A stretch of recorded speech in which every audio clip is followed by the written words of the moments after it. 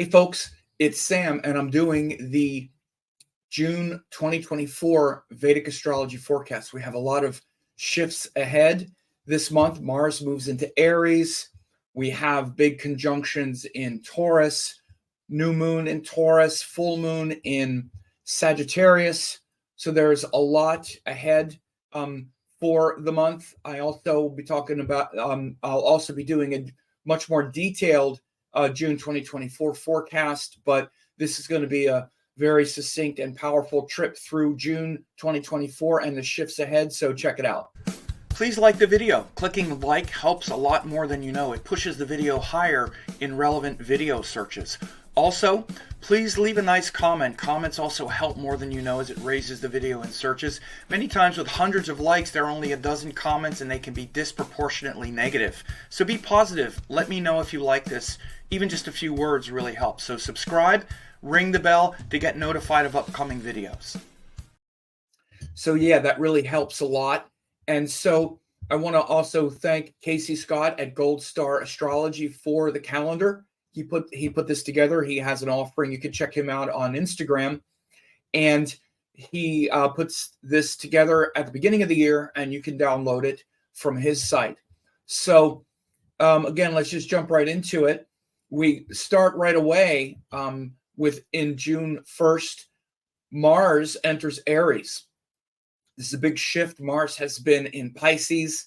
He has been joined Rahu, the North Node, where we had the eclipse. The Mars in Pisces has been, again, Pisces is a sign of sort of being underwater a little bit, but Pisces is kind of like a stream where the current is flowing in a lot of different directions, right? And it's changing and moving a lot. So even though you have a certain capacity to fight, to defend a certain sense of righteousness and a certain, acumen about what you think is right, which is Mars. And in Pisces, you're elevated to fight that spiritual battle. It can still be a bit confusing with the Pisces feeling because feelings are changing and amorphous.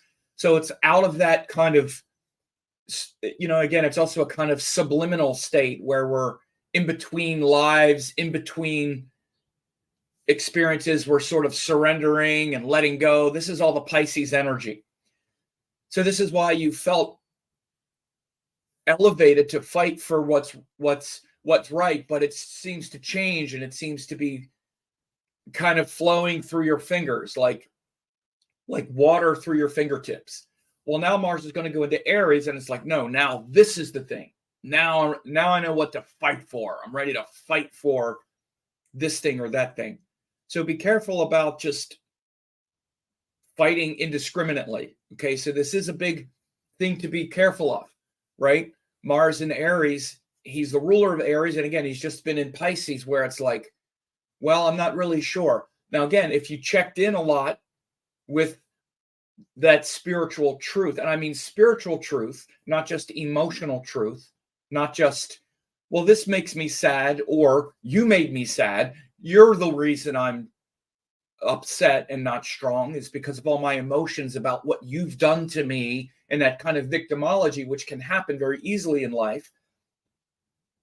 If that's what you've done, then Mars going into Aries, you could be very well now armed and ready to say, and now I'm going to make you pay, right? And make it very personal.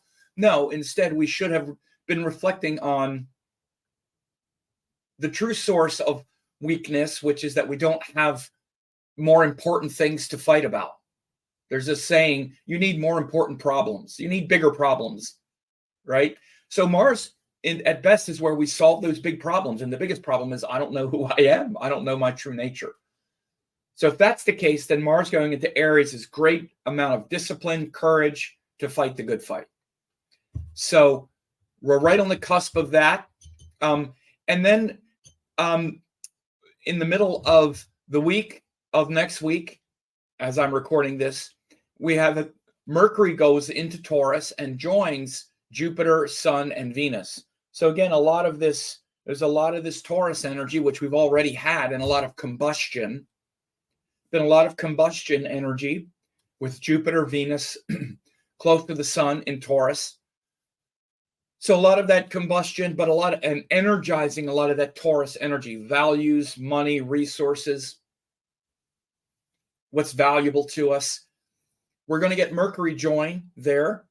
And that's going to be really good because Mercury has been in a very difficult place for the last couple months. Mercury was in Aries, then he went back into Pisces where he's debilitated, joined Rahu, and then he's been in Aries since then. So since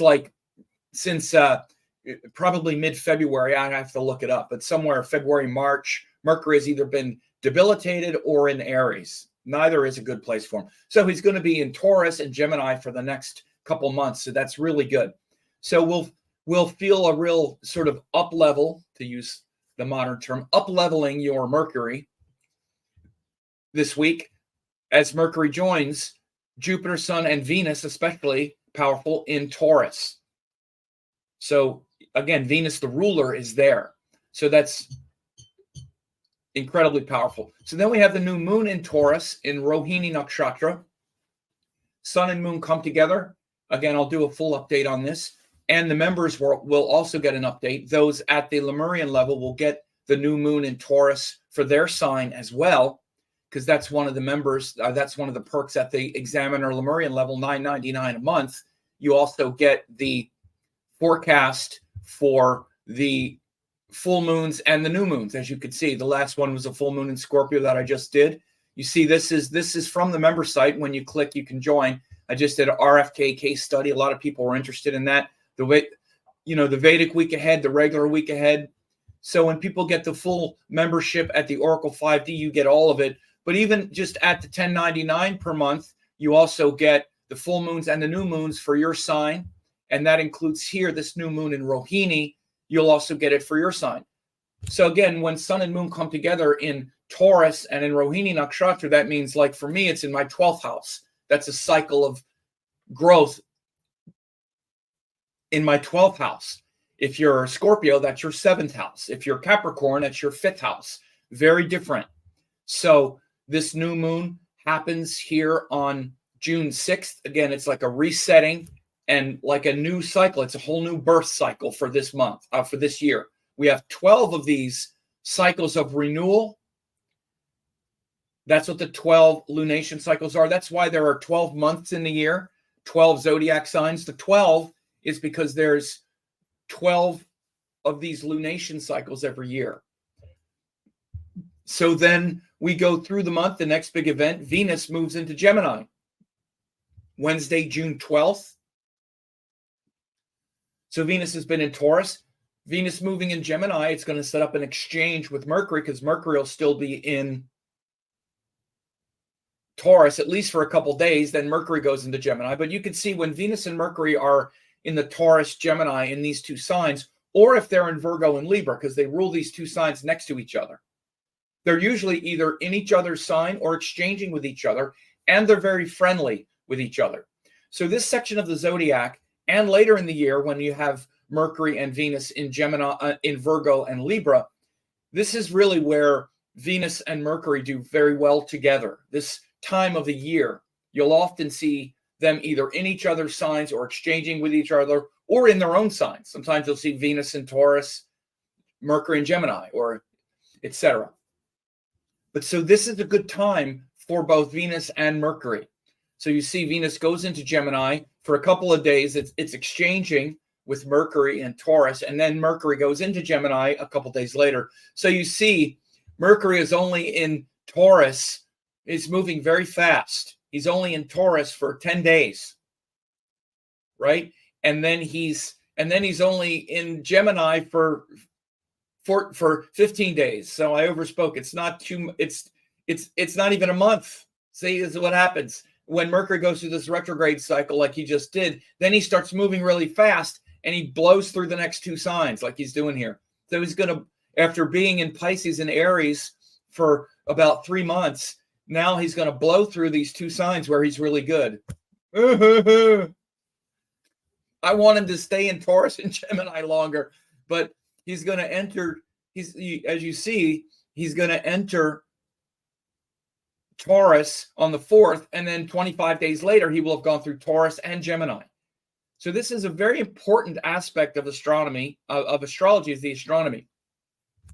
And Mercury, when he starts moving really fast. So back to the forecast, Venus in Gemini will move out of Taurus. It'll move into Gemini, which is more playful, curious, experimental, intelligent. So we'll be finding our, beauty and the things that make us enjoy life in things that are more intellectual, even, maybe, dating or,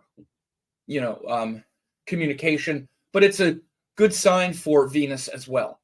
Intelligent, discrimination. And then you can see Mercury 2 days later on Friday, June 14th, 14 juillet, for mes amis en France, à Paris, à Lyon, les autres. Le 14 juillet, which we incorrectly call Bastille Day in the West. It's not called Bastille Day. It's called 14 juillet. 14. Oh, juillet. It's June. See, now I'm showing off my French and I'm wrong. This is June 14th, not July 14th. Forget that stupid departure. See, I'm trying to show off and I messed up. So this is June 14th, not July 14th. Anyway, so June 14th, Mercury moves into Gemini and the sun also moves into Gemini. So the two move together and there's a Sun-Mercury conjunction. So again, now you see both planets moving, and this is what's called the Sandhi. So you can see there's a lot of planets now moving from the 12th until about the 15th or 16th. Venus, Mercury, and the sun are all going to move from Taurus into Gemini. So a big shift, not just the sun, which is going to be changing, but Mercury is going to be right there. And again, these planets are behind the sun. So they're combust as well. It's not combust and retrograde. Again, Venus has been combust, but they're all kind of, very energized with this movement, but we're still feeling, but it's kind of purifying the energy. So there's a lot of Venus Mercury energy here moving and moving from Taurus to Gemini, but it's kind of in transition for a few days here. So 12, 13, 14, as the planets are moving in between Taurus and Gemini, we'll be very excited and energized intellectually, but we also might get some things wrong. Again, if Mercury and Venus and or one or the other or both are strong in your chart, you'll feel that invigoration. But you have to be careful if they're functional malefics or if they're difficult planets for you, to not get too excited and sort of geek out on it too much. Speaking too much, getting too excited, kind of losing, getting too amped up or even sort of drained. But again, it's a lot of power because it's moving between two places where both Venus and Mercury are strong. So again, this is a big shift here. And then you see the exact Mercury-Venus conjunction happens on the 17th. So that's why I'm kind of lumping all of this in this week here from the 12th, 13th, 14th. It's better to look at these things in cycles, not exact moments, because their life is ebb and flow. It's not like we're turning a switch on and off. At least that's not how we experience it. We experience moments like with the eclipse cycles and lunation cycles. They come, they wax and wane. Everything is kind of waxing and waning. So, but there are demarcations where things move, and you'll feel the demarcation on the 14th where they actually move into Gemini. Then this Mercury-Venus conjunction in the early degrees of Gemini on the 17th will be very creative around our words and language and again, wanting to connect, having more discrimination, flexibility, and in particular, this would be good for, again, this is good for relationships as far as communications and things like that, being open, having more of a sense of humor about things, seeing the other person's point of view much more easily. This is why Venus and Mercury are companions in this regard, because we really want people to like us, want to feel respected and appreciated, which is Venus. And we want to understand and comprehend things and be able to listen and speak and communicate effectively, which is Mercury. They're not that far away from each other. They're very much part of the same process. So this is a very good time in the middle of June for a sort of healing around these energies. Again, when we go back and look at all that fired up Mars stuff, that's all, again, all of that's going on at the same time. And we have this new moon and all that in Taurus. this is a, especially after this time, after we get through this transition, there's a nice shifting of, being able to come together around your speech, communication, and, maybe heal some miscommunication problems. Then we have the full moon in Sagittarius. Again, now we're kind of moving into another phase here, about a week after the shift. We have the full moon in Sagittarius in Capricorn, in Mula Nakshatra. Of course, I'll do a full update on that. And again, as you can see, in my member site, I do the full moons and the new moons all the time. Last new moon was in Aries, full moon in Scorpio. Again, finding this for your sign, it's very important. So like if you're a Leo, this full moon in Sag is your 5th house, right? And this new moon in Taurus was your 10th house. So again, this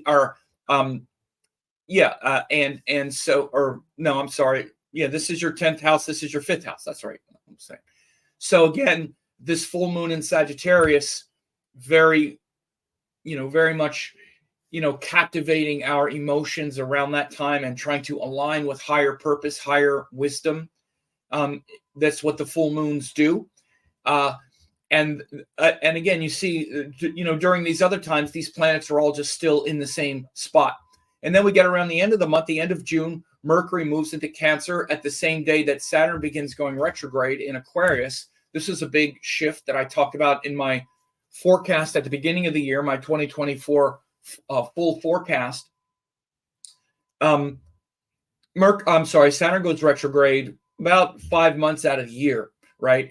But it's an important time to reflect on our commitments, what we're working toward, what we're committed toward, and that starts on June 29th. And again, Mercury then also moves into Cancer, so Mercury's only spending about 2 weeks in Taurus and Gemini. He's flying through these two signs where he's the strongest. But again, this is how retrograde cycles work. And in a couple years, he'll spend 4 months in Gemini and Taurus. He did a couple years ago. So this is how Mercury works. Mercury's fickle in this way, for sure. So enjoy that a couple of weeks of discrimination and being, grounded in your ideas. Later in the summer, Mercury's going to go retrograde in Leo and Cancer and fire and water signs again. So that's where he is this year in 2024. But again, the end of the month, we'll have Mercury in, moving into Cancer, where he's more aligned with the heart, emotions. Again, when Mercury's in water signs, we can kind of get the story a little confused. We're too emotional about the story. Our feelings turn into these confusing stories generally because we're not really having a lot of discrimination when we're very emotional. I mean, again, think about how clear you're speaking when you're crying or when you're emotional. Should people be really holding you to account to everything you say when you're crying? No, you're kind of distorting everything, and it's like, you're not seeing things in perspective. Or when you're angry, which is fire, right? So this is why Mercury and those elements are a little unreliable. But again, it is good for things that are creative, connecting to the heart, trying to develop our emotional intelligence and whatnot. So Mercury will enter Cancer at the end of June. So again, overall, we can see that the month has a lot of shifts. Mars finally leaving that sign of Pisces where he's been and joined Rahu. Mercury, flying through Taurus and Gemini for about a couple weeks. Then we have the new moon in Taurus, full moon in Sagittarius, and this shift in the middle of the month with the Sun, Mercury, and Venus moving from Taurus into Gemini. Again, take like that middle of the month from about the 12th until the 19th. That's where you will feel that transition. And again, if you want to see how this June 2024 will unfold in greater detail, I'm going to be doing the June 2024 detailed forecast. In fact, later today, I'm doing this May 31st. Been a busy month, but I'm going to be doing it later today. So it'll be up by the end of the day. In fact, even in a couple of hours as I'm doing this around noon. And you'll be able to see that. And also at that Lemurian level, as you can see, you also get the full moon in Taurus. I'm sorry, the full moon in Sagittarius and the new moon in Taurus forecast, and also the week ahead and other things. So check out the member site there. Just click below to subscribe and join. And again, thank you very much for watching this video, and please, like and share it and whatnot. Thanks for watching. Don't forget to like, comment, share, and subscribe to the channel.